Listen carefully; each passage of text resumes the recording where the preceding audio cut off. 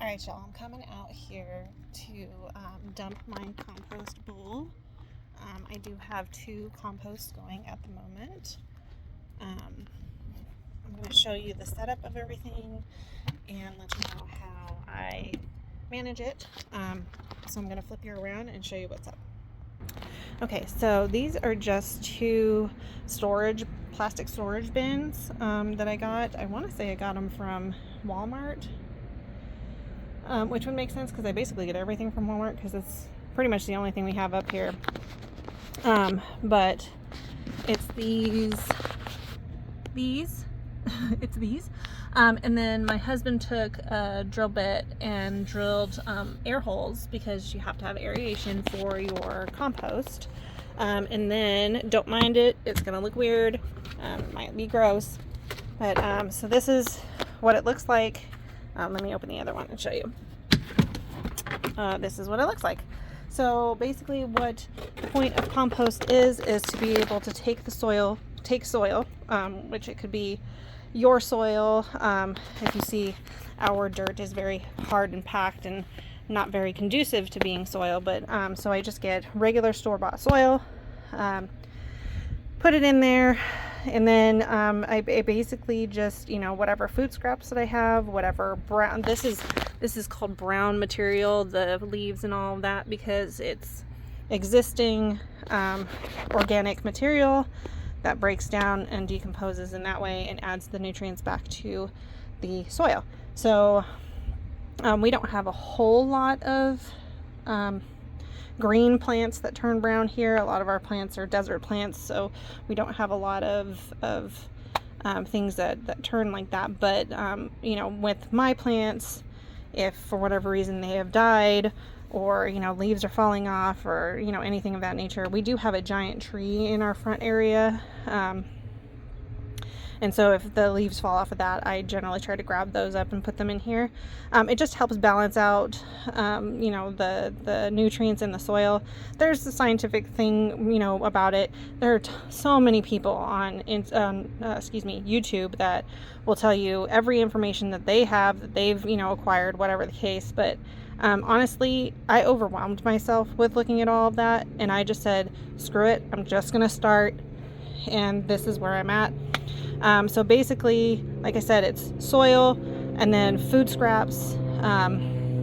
Nothing animal or fat related goes in here, because then that creates a different biome, and it brings in the wrong kind of decomposers, because you want the decomposers, you want the flies, you want the gnats, you want the little spiders, you want all of that, because that helps decompose the food.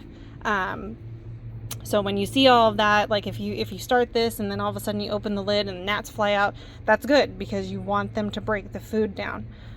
So that's basically what I do. Bananas that, of course, sit on everybody's counter and go black.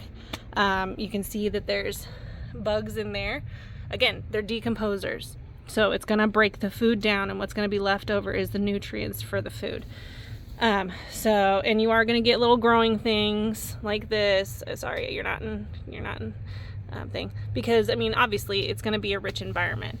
The other thing that you need is water, to keep the area moist, or to keep everything moist, so that there is there's something for everything to survive in. Keeping it moist helps the nutrients and all of that. Eggshells are absolutely phenomenal for this. So if you're using a lot of eggs, save them. If you're using a lot of fruits and vegetables, save it, throw it in here. If you see a lot of leaves and things like that, throw it in there. It's going to help out.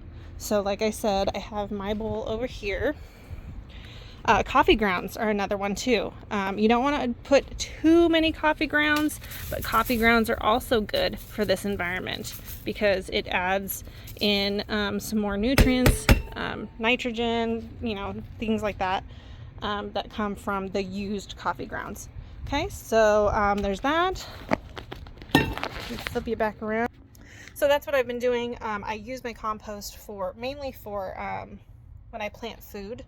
So like my fruits and vegetables, when I plant my seedlings, all of that stuff, it will go into a pot with a mix of, I use peat moss, perlite, and my compost, and then soil.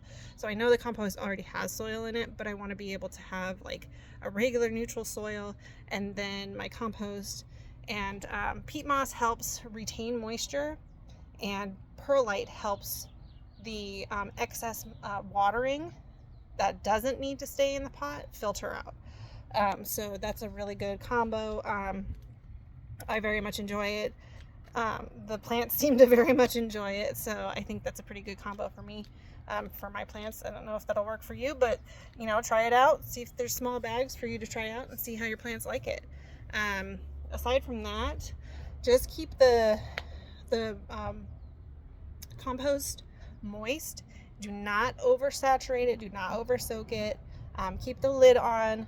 It doesn't matter if you're in hot climate, you're in cold climate, it doesn't matter, because the heat will be retained not only in the bucket from everything decomposing, but it will get the heat from the sun, and that will help as well.